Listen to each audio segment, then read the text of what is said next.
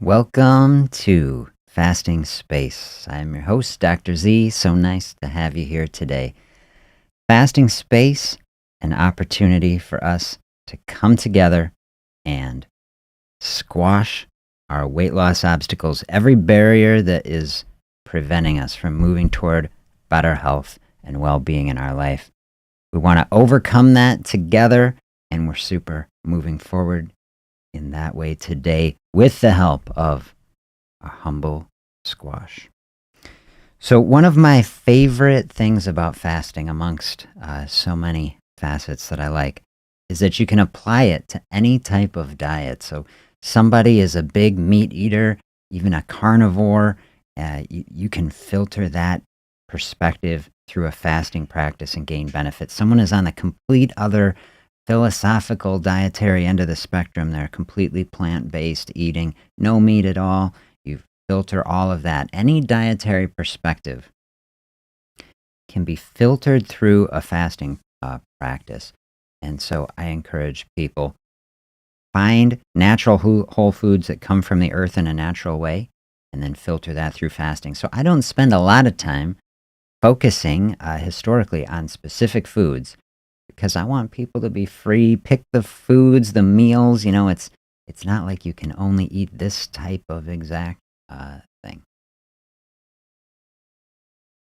But to me, a fasting process and healthy eating, it's two sides of the same coin. They're the same thing. We need both to bring them into balance.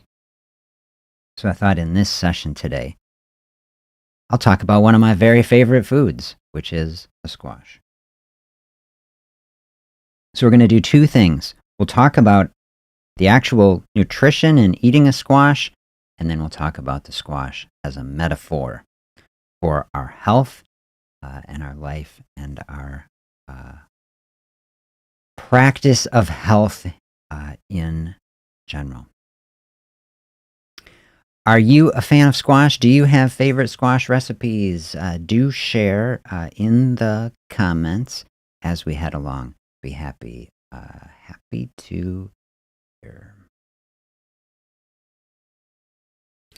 Check out the squash. I was tapping on it here. Hard, solid. Say hard to get into, you got to cut into it. To me, that's the first metaphor I'll start us off with. Like a fasting space. Can be a little hard to get into. You have to open it up. That's really what we're doing here in the fasting space. Opening up some space so that we can get through any difficulties, open it up and find the value that is inside, like the golden interior of a beautiful squash.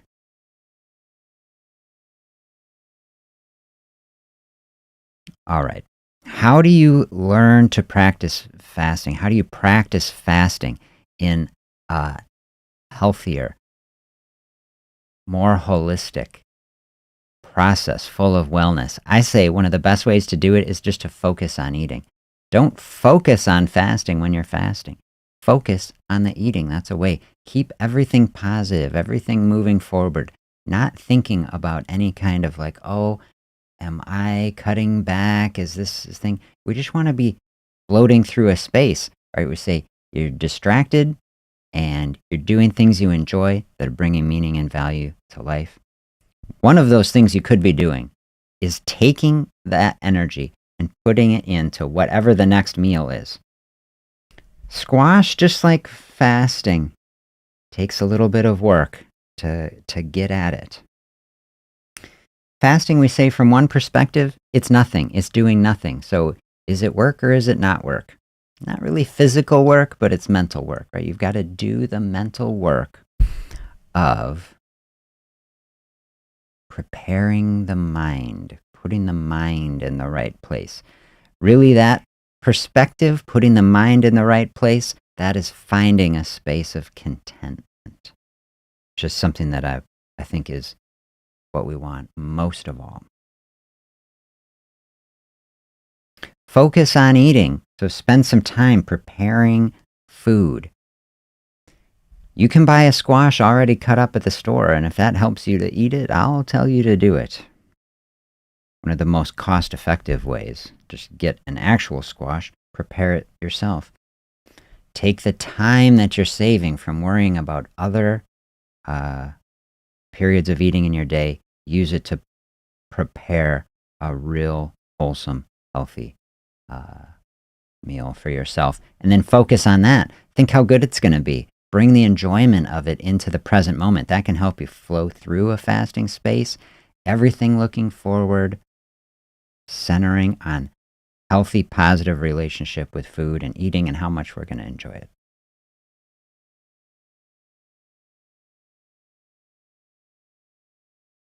I am going to focus here on squash today for these 3 primary reasons.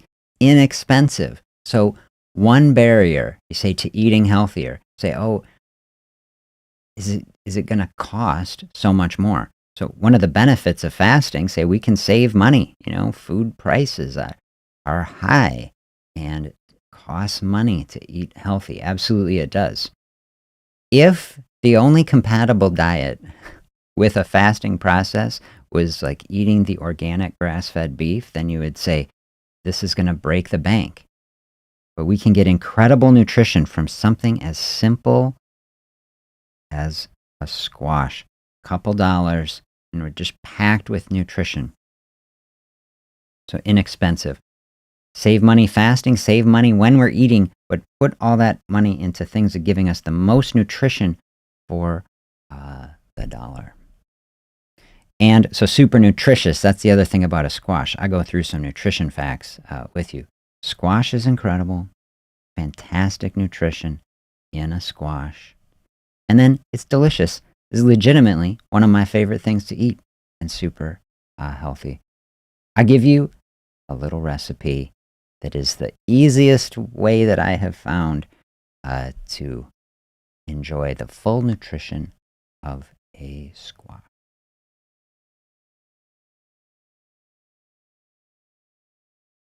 Here I loaded up a bunch of nutrition facts for us, just to run through, to appreciate. Squash coming in 2 parts. We often think of scooping out the seeds, right? Cut the thing open, get the seeds out, peel it first, right? Peel, cut, and then scoop the seeds and get rid of them. I say don't do that. You don't want to do that. When we look at the actual flesh of the squash, what we normally think of the squash, so many good things in there. Vitamin A, vitamin C, all kinds of minerals, magnesium, manganese, calcium, iron, phosphorus, zinc, full of antioxidants, beta-carotene, tons of fiber, relatively low calorie, low glycemic index, all that fiber, and then especially when you don't throw away the seeds, you save the seeds, then look what you're getting. Protein and healthy fats, significantly. All kinds of more minerals, especially the magnesium. Vitamin K, folate, niacin, B vitamins, more antioxidants. So you put the 2 together is what is giving you the real powerhouse. The super combo of the macros, the fats and protein, along with the fiber, the carbs, the nutrients, is just a wonderful food to eat. A wonderful pairing with a fasting space, giving this body this gift, this whole open space where it can burn through all the unneeded things in the body, releasing everything that is not presently serving us.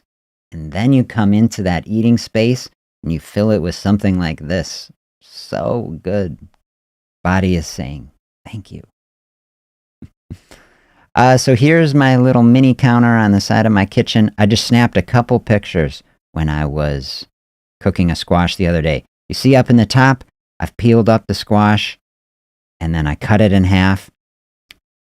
I should have taken a bunch more pictures, but what I want to show you, got the fork there. Before you scoop out the seeds, you can, if you just scoop all the seeds with all that stringy stuff in the middle into a big goopy pile and you try to get the seeds out then, it can It can take a lot of time, can be a little frustrating. The thing you want to do once you cut it open, the big secret, take a fork first while all that stringy stuff is still attached to the squash, and then just comb through with a fork onto the pan. And if you do it gently, you don't even really have to wash the stuff off.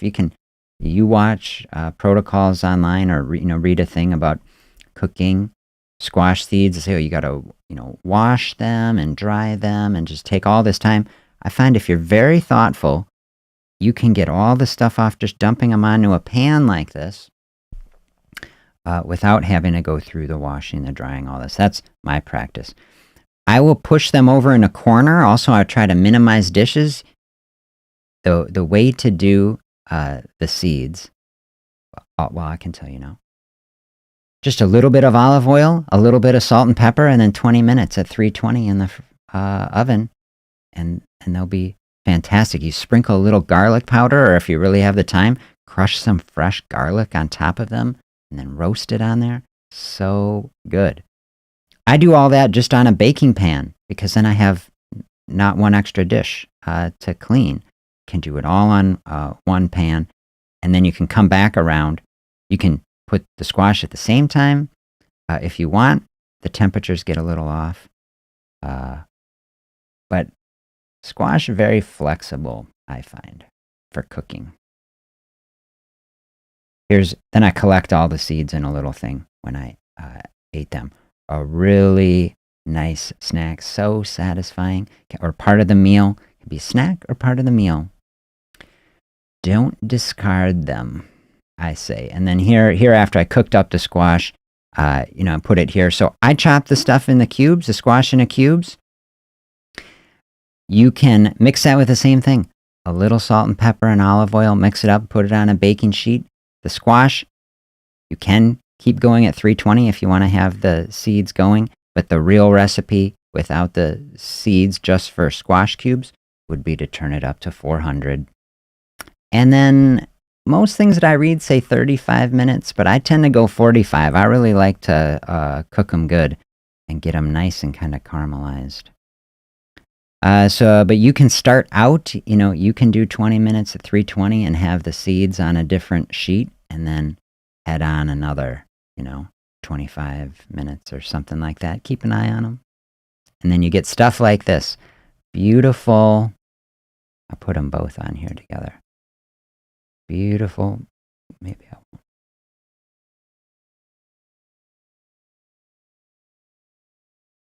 There they both are. Well, beautiful seeds, beautiful squash. That's what I'm talking about when I have a squash. Now, there's many other ways you can cook a squash, of course. You can just cut the thing and bake it, and then, dig it out of the little shells if you're leaving it even in there.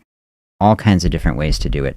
This is the way I do it because it involves, in general, the least work. Chopping a little bit of work, but then you make it up on the back end because it's so easy to eat without scooping it out of things. So that's the way I like to do it.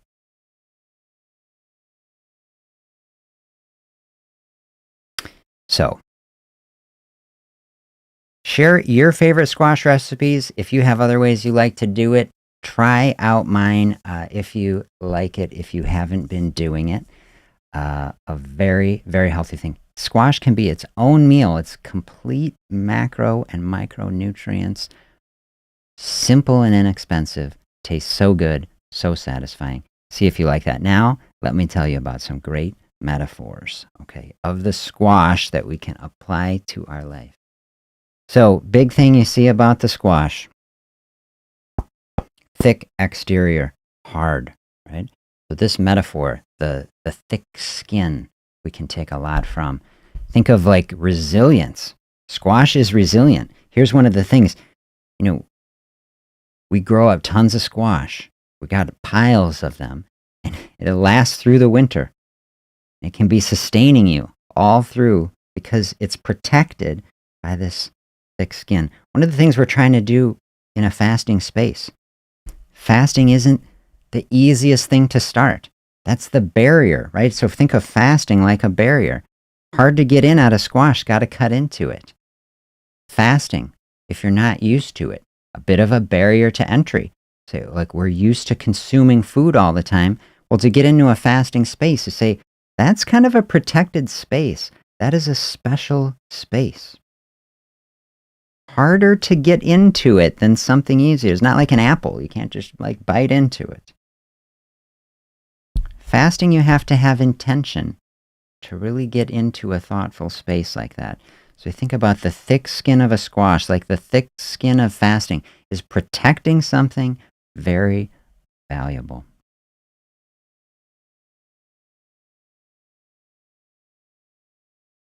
Thick skin of it, though, it's not just about keeping the things out. Think about protecting things inside, protecting the nutrients. Think of it like protecting that autophagy space, protecting these pathways in the body, the cleansing and rejuvenating pathways. Fasting, something very much that can be protecting us from things that are damaging to our metabolism, constant consumption, damaging to the metabolism. This is how we're flowing as a society in this space of weight gain and diabetes and blood sugar problems. Fasting, like a thick skin that can protect us from many of these influences, protect that space. Think of a squash, think of health. Think of the value inside it, where we talked through all the nutrients inside it, and then come to see our fasting space as valuable like that. Protecting our health. Love that.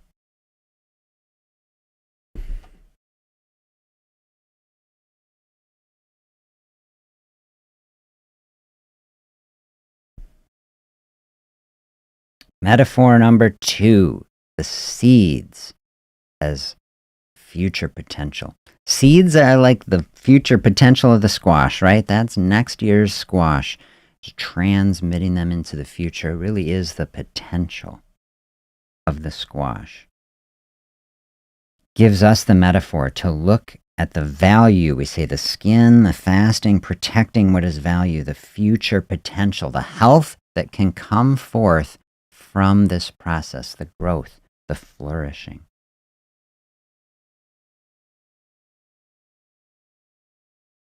Seeds, when you look at a squash, so easily discarded. People making squash, they scoop them out and throw them away. It's like the most valuable part of the squash. The protein, the fat, all these nutrients. They're to serve the squash, they're to serve us. You're going to eat it. So healthy. This is like in our society. So easy to overlook fasting, to discard it, to say, oh, like, here's how you do health, diet and exercise, okay? Fasting is like just the seeds. We scoop it out, throw it away. So simple. You say, well, what is this? This is just the core. It's like the core of the apple. We don't eat it, so we just get rid of it. It's so easy to overlook. But just like fasting, the seeds have immense value. The seeds is where this future potential exists. We think when we're carving out the space, we're carving into the squash, we're carving out the space in our life to get that autophagy, to get the cleansing effect, to give the body space to release resources. Think of like planting seeds of future health that are springing forth out of that. The weight loss that we want, the rejuvenation that we want, the better blood pressure and blood sugar and cholesterol and all these metabolic markers that are downstream of getting our body running in alignment with all of the natural processes. So you open up a fasting space, planting seeds for future health. Think of a squash, getting into that space, finding the seeds, finding the potential. A beautiful metaphor for us to think about for our health. We're not just eating for today. We're not just fasting for today. We're not doing all these things just for now. We're doing it for a healthier tomorrow, a healthier body that we're building in the future. Day by day as we do that, then we're storing up health for ourselves. Like we said, building that fasting wealth is like storing up health for ourselves, like planting the seeds of our future growth and progress and success. All right, analogy 3. Cooking it takes time. It does. Cooking a squash, preparing squash in any fashion is not fast food.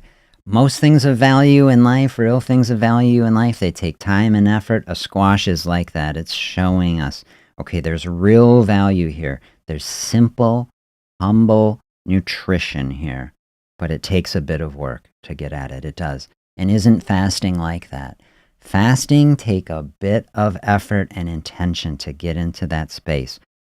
Ideally, you plan for it so you be in the most thoughtful mindset with it. Just like a squash. You want to have a squash? It's noon. You want to eat. You say, what should I have? Oh, I'll have a squash. Well, you know, we'll see you at 1 o'clock, right? It's going to take an hour. Maybe you don't have to be working on it that whole time, but you got to take 10 minutes to cut it up, and you got to get it in the oven, and you got to get it going. The cooking takes time. Just like a fasting process takes time. Fasting is a process of passing time as comfortably and thoughtfully as possible without food. You can't short circuit it. There's no way to short circuit, because by definition that's just what it is. Just like you can't short circuit the cooking of the squash. You're not going to want to eat this thing raw. Can't have fasting without passing the time. So when we are dialing in intentionally on cooking something like a squash, cooking a squash, this is giving us a great metaphor for our health process in general, that things of value take time, that we have to set aside time and space for it in order for the full process to really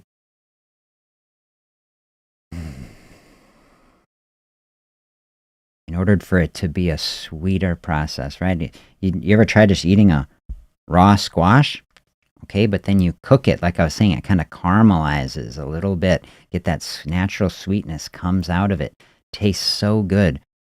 The cooking process of a squash brings out the natural beauty and taste of it. The fasting process, say starting out, that's the hard part. You say, oh, you got to get through the wave, the hunger wave. Okay, but you get through it. That's like the process. Our cooking through the fasting space is what matures the process, brings out the sweetness of it.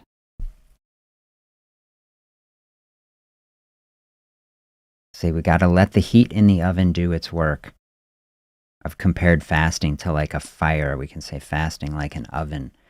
Fasting is energy. It's releasing, even in the form of heat, right? Our body's running. It's 98 in here. It's 70 out here. The furnace is running. It's like an oven is running. And when we are not eating, that energy is coming from us. The body only can take the energy from within us. Let the heat do its work. Let the energy do its work. See, the metaphor of cooking the squash is like the metaphor of our fasting, releasing the energy.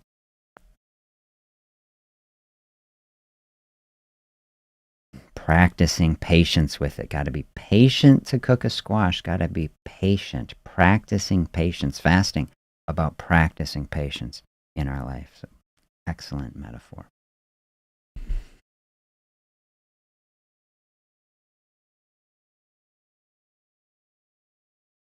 Metaphor number 4 that I came up with: density within limits.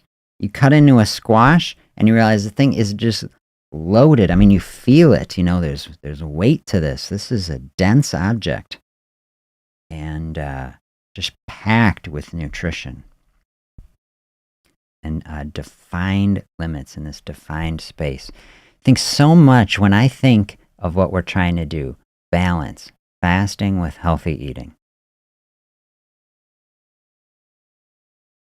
Fasting giving us a space to keep processed food out of our life. Like we're saying, it's a thick skin, it's a protected space. We're trying to keep damaging things out. It's like processed food. Squash giving us a metaphor of what is good, what is natural. Density, it's not hollow. It's not like a bag of chips, right? This is like substantial, loaded with nutrients and fiber and health. This is so many good things for us to think about in a fasting space. Fasting space, we say, well, that is limits. We say we're putting limits on eating. Just like the squash has limits to itself. But then within this space, look what is in it. Dense nutrition, flavor, just the enjoyment of this health-giving substance. Just like a squash, just like our fasting, we can see, okay, from the outside, you say, well, is this limiting me? Is this rigid? Is this rules? But then say within it is this health and this vitality. The structure that actually gives freedom to our eating, where we don't have to be just restricting ourselves all the time in some sort of oppressive dietary framework where we're just eating little bits and never having something satisfying. Squash, a very satisfying thing to eat. A lot to it. You eat something like that, you could fill yourself up on a squash, feel totally satisfied. You say, that was a wonderful meal. Density within limits is such a great metaphor, I say, that a squash can give us for a fasting practice and a healthy eating practice. That is the balance that we want in everything.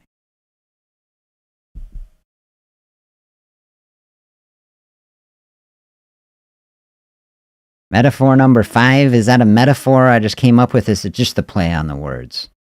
Squashing old habits. If you are not in a routine of eating something like this, I say here is an opportunity with a literal squash. Squash out any sort of extra processed food that you can. Dial in on the simplicity and the beauty and just the raw natural nutrition of a squash, right? And then squash is just one thing. Of course, so many other things that we can be eating. But here's just one example. It can be this simple. This is a staple food for me. Is why I dial in so much on it. You can class up any of this stuff all you want. So many recipes, you can add so much to it, and you should, and have more veggies and more anything, or you can pair it with some meat if you want to. But I'm saying, just like fasting can be so simple, squash so simple, we can stamp out so much else. We had the great analogy someone had on the channel, making a change in any area of our life help to make changes anywhere else. It's kind of loosening things, opening things up. So, is there a habit you're trying to work on? Is it a food habit? Is it a new habit you're trying to get? Say, I'm trying to get into a fasting space. Make a change with a squash and squash it out. Say, I'm going to have some squash, and then bring in all these metaphors. Right? So we got this whole list, 5 or more metaphors of how a squash can be showing us the ways to protect the valuable space in our life. And we use that to help us move past things that are no longer serving us, dial in on core nutrition, and then balance that out in a fasting space so that we can move forward in the healthiest way that we can. I feel like some sort of salesman, like, it's squash. Go buy it today. Save money now. Buy your 4 squash, get the 5th free. Not going to cost so much money. That's what I love so much. Staple food. Keep the costs low. It's like you just can't do better than that. Those are my thoughts of the day, and really of yesterday, because I spent yesterday thinking about squash and the many ways that it can serve us and move us forward in health.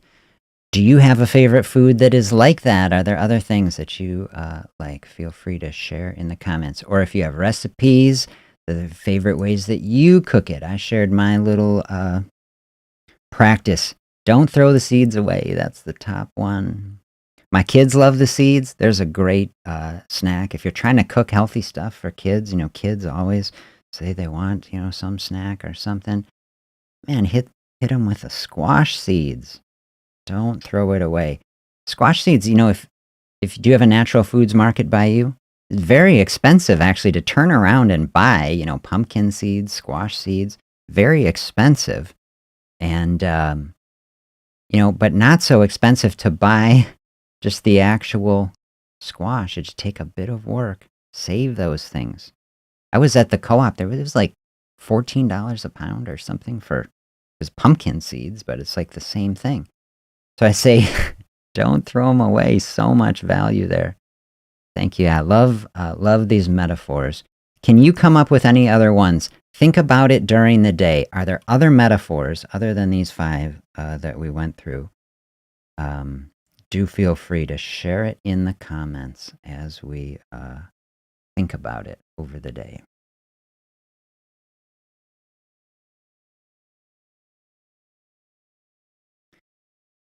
Okay, those are my thoughts on squash. I try not to run away. I open things up a little bit. If you have questions, other topics you would like to discuss today, I just give it open space, just like fasting, open space. I want to give us some open space here. How are things going with the challenge? Are you on the December challenge?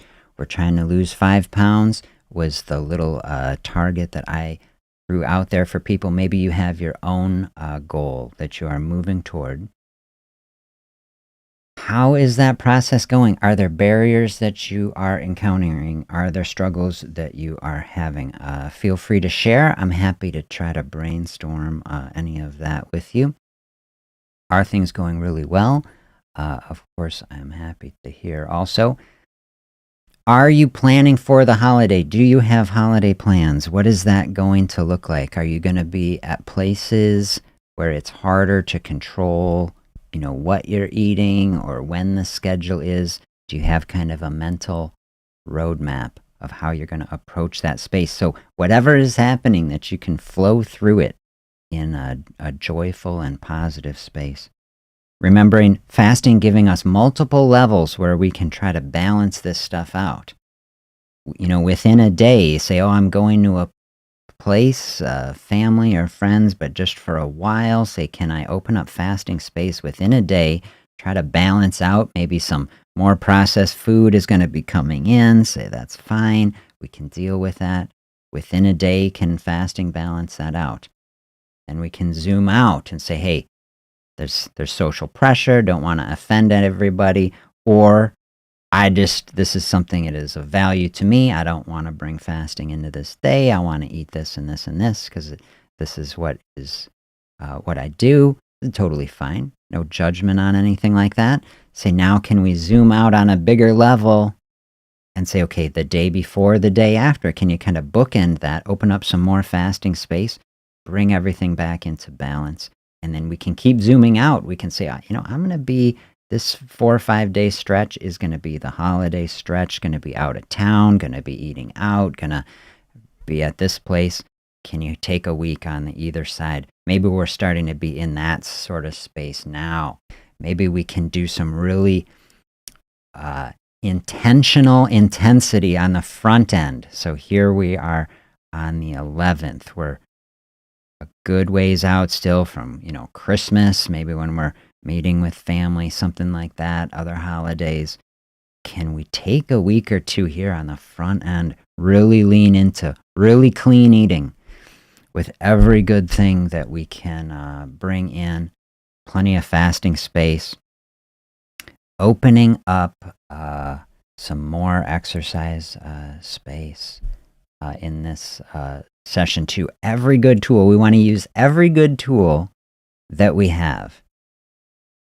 Some people just going to be at home. See, there, if you have that option, then you've got like extra total control over the situation. Flow through that space in as healthy a way as possible. Absolutely.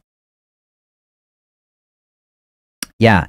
If you've got the portions, that's one thing. That would be a tool. Some people like to use that tool, other people don't. But I say it's part of mindfulness, I'm big on bringing mindfulness into our eating in a situation.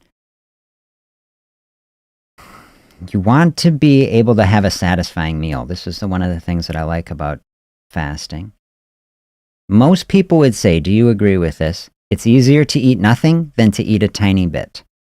If you eat a tiny bit, you're like, where is the rest? Like you just turned the system on.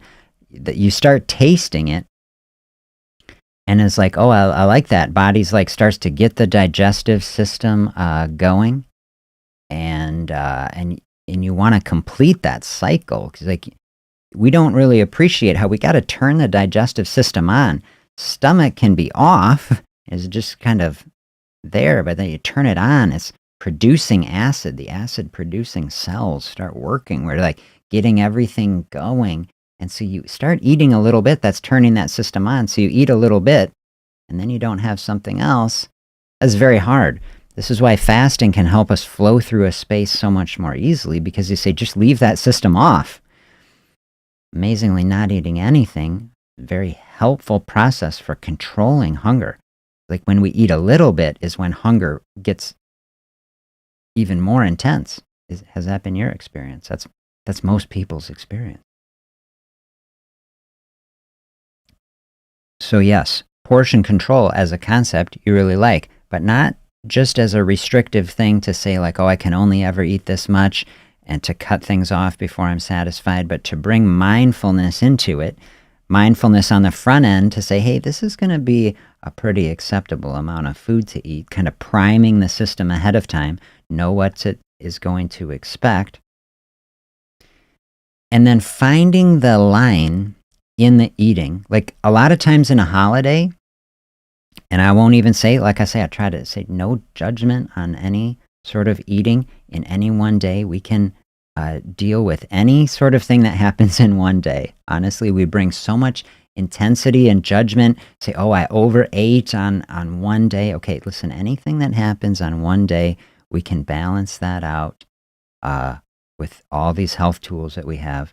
No need to beat yourself up about it. But the way we often approach a holiday is like people will eat until they're like, I'm totally stuffed, right? Like I cannot eat anymore. Like, well, that isn't necessarily, people, you make your own assessment of it, isn't necessarily the most thoughtful way to approach it.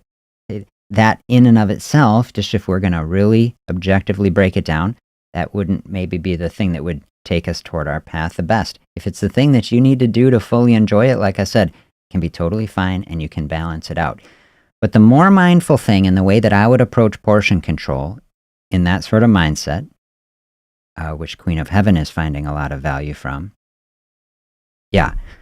saying, oh, eating until my stomach hurts. See, that's not pleasant. Then that's not bringing enjoyment. So you definitely want to prevent that. You say, we want to have the most enjoyable food experience possible. You don't want to end it like this, where it's like, oh, now I'm feeling bad about myself, like just physically, like that was too much. Mindfulness is the way to do that by asking the question ahead of time. If I didn't take another bite, would I be satisfied? Like, would that be enough? And then just to kind of keep asking that as you're going through the meal. There's a discrepancy, or there's a difference between coming to a realization like, oh my gosh, I literally cannot eat anymore, or I'm going to like feel badly. Like that's like a real red line.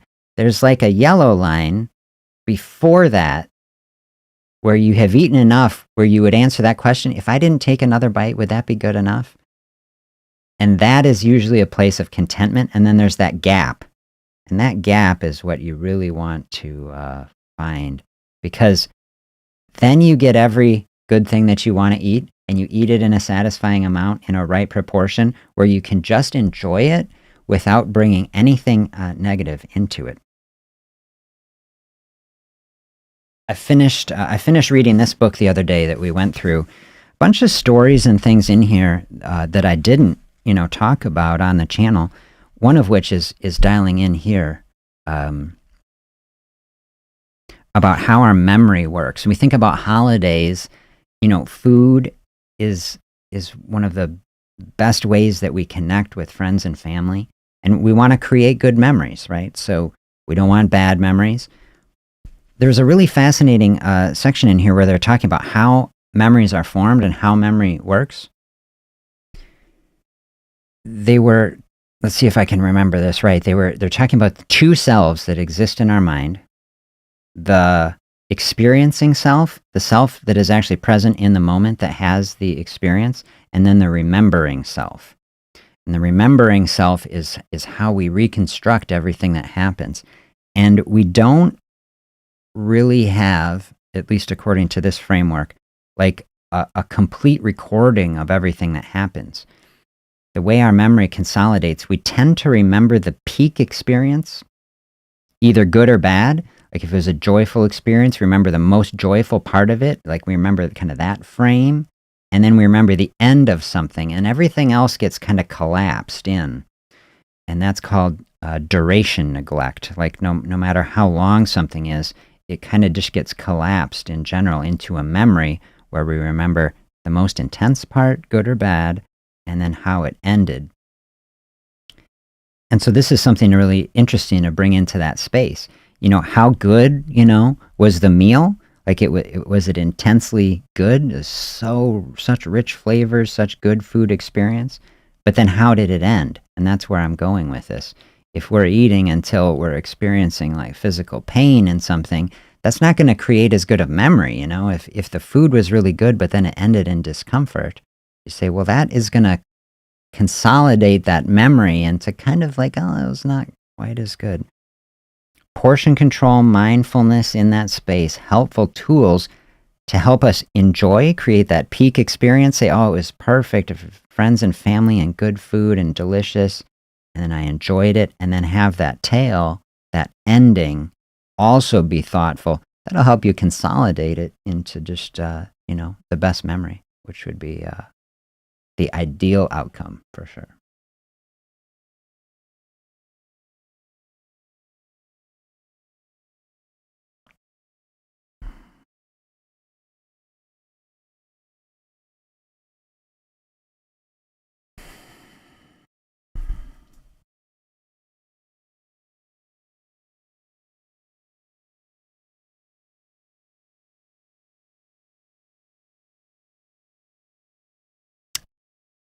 Thank you for those thoughts. Thank you for sharing. Perhaps I will leave it at that for today. Really nice to share this space with you. I hope you found these thoughts helpful.